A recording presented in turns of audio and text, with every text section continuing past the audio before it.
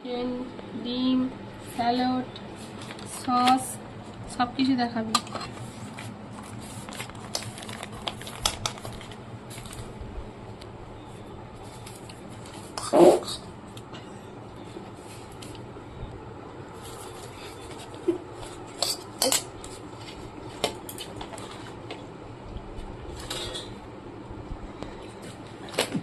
দেখো বন্ধুরা, আমি চিকেন রোল আজকে বাড়িতেই বানিয়েছি। সবসময় মেলাতে ওখানে সেখানে কিনে খাওয়া হয়, ওই জন্য আজকে ভাবলাম একটু বাড়িতেই বানাই, সেই জন্য বাড়িতেই বানানো হয়েছে।